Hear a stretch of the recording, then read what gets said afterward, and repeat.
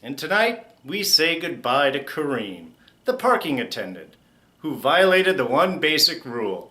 Never tell the person you're lying to protect that you're having second thoughts, or even worse, feel like you're being watched by the FBI.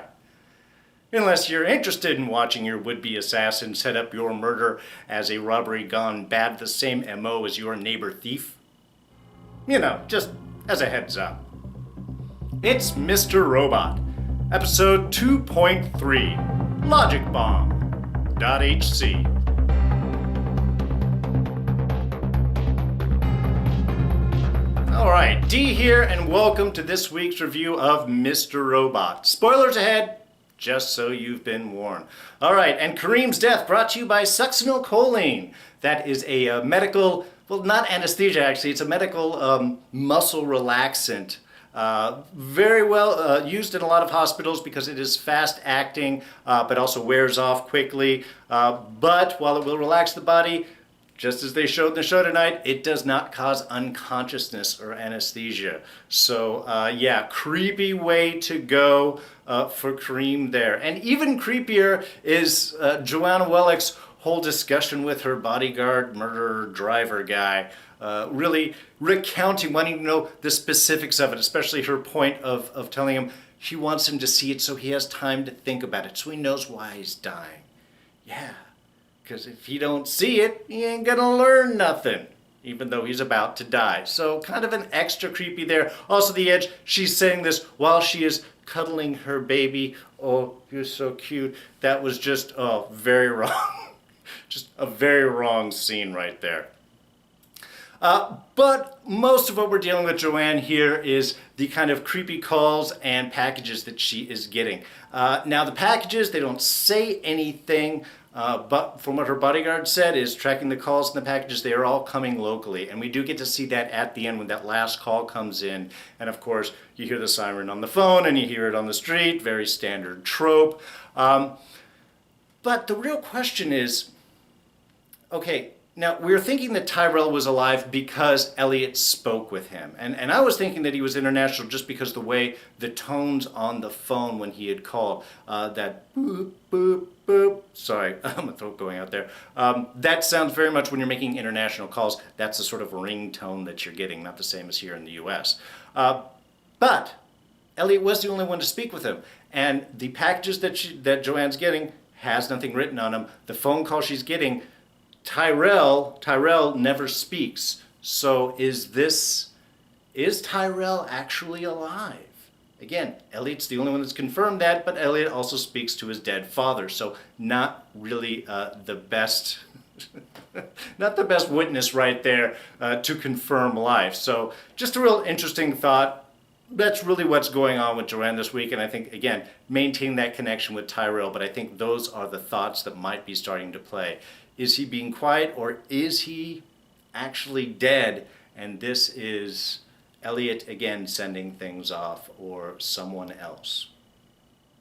And Dom, who heads to China this week to investigate their side of the FiveNine hacks. Remember, there were the servers that were on the other side, and that's what the Dark Army were taking care of. And we get a real quick Dark Army preview there as she arrives at the airport and sees the two guys heading up the escalator as she comes down with those Dark Army masks. But the real reveal here is, of course, White Rose, who is actually Minister of State Security Zhang, who is running up the Chinese side. Obviously, very important title right there for the Chinese government. And meeting with the FBI director to support their investigation. So how much actual help that they're going to be getting and how much Zhang, White Rose, was able to cover up his tracks, probably pretty significant on the latter and not so much on the former there. But really, it's all about that sequence at the party between Dom and Zhang, between White Rose and her, was just astounding. I mean, really, B.D. Wong, amazing. Just holding those stares, those intense looks, like peering into her character, into her soul. I mean, it made me uncomfortable watching that. But just a great real sequence, and a lot of questions kind of coming up with that. I love how she just kind of wanders off Usually the trope is, yeah, you're looking for information and you say you're looking for the bathroom. This was kind of the reversal. She's actually looking for the bathroom and runs into, well, first that big wall of clocks. And as we know, White Rose, very dependent on time. And I like this bit where he talks about why. That the clock is just showing we're always moving inexorably towards death. There was always only so much time and so much to do. I thought that was a great look into his character. But really as the sequence kind of develops between the two of them, it's just, I'm curious, what is it that Zhang, that White Rose is going after? I mean, is he flirting? He seemed to have a boyfriend on the other side, so I don't know, maybe it goes both ways. That doesn't matter. There definitely seems sort of a flirtatious feel to it. Or is it just information? Is he just trying to figure out about her? Obviously grabbed his attention at the very beginning during the meeting with the FBI director. She just sort of blurts out the request for the Dark Army. And wonderful sequence in showing that you've crossed the line, that you've said something you shouldn't have said, or at least been very much undiplomatic, inappropriate in your approach. Now, does he like that about her? Or is he just trying to get more information? I mean, they play this very well, so it's very hard to see exactly what she's going for. But definitely intrigued, pulling her into his world a little bit, even to the point of showing her his dresses, which was really surprising. That's a big personal reveal. And then, of course, he throws it off, oh, it's my sister's stuff, though, as he's talking about it and the feel of it. I feel the same thing. And that's the other thing, is he should know that either she knows he doesn't have a sister or easily can find out that she doesn't have a sister. Because she's with the FBI. So that was kind of a risky thing. And, does he, again, is it flirtatious? Is it that personal connection? Is there something there? Or was he just willing to make those steps because he thought that maybe she was going to be killed the next morning in that big gun shootout, which was just beautifully done. Just an amazing sequence. That's one thing that Mr. Robot does, again, really well, is showing things in new and different ways. This wasn't your standard action sequence where you see the guys burst through the door and everybody reacts and the gunfire starts happening. No, it's very quiet. It's very in the background. They're in the middle of the conversation. And just in the back, you see them come in, and then boom, her friends go down, the people around her, she just panics, and the camera fixes on her. And I think that's what brought up that extra level to this scene, is it's so quick, it's so chaotic, you don't really know what's going on, and that's part of it because we're just seeing things, not really from her perspective, but definitely focused in and just and around her. And then really, what happens with after that? I like that she goes down, she grabs the gun, and she takes the one guy down, but then he offs himself. As she comes around to take another shot, he kills himself. Now his buddy is still alive because he comes around and starts firing at Dom there. So really, why? Now the assumption is this is a Dark Army attack, but I guess it could be anything else, doubtful. But the real idea is, why do that? It's because now you're wounded, you're too hard to get away, so you're just going to drag people down. Obviously, your identity isn't all that important because your body's going to lay there and they're going to find out, unless your partner's going to carry a dead body, which I assume would be harder than just carrying a wounded person. So again, a lot of questions that are left up in that idea, but really it ends out with is she alive? Is she dead? And that's what I liked about that sequence, because we don't know. Of course, she's probably going to live. She's a very important character. We've stuck a lot with her, and things need to carry forward. And there's that little connection between, again, her and White Rose. We'll see where that kind of starts to play things out. But again, just a very powerful sequence, a great way to sort of end that and sort of leaving it up in the air, so we're still pulled and held onto that scene as we move forward. And just a couple little things from her friend, who unfortunately died immediately at the counter when the gunmen came in, who was speaking with back in LA. One, her dream. She did talk about the dream of coming down the slopes, that it's different in seeing the man with the face mask. Now, if you go to Japan, to China, the first thing that we saw was the people with a face mask because of the smog. kind of filter that out. So was this sort of a precluding dream, especially since Dom had said, oh, the one that usually kills you? No, he was just staring at me this time.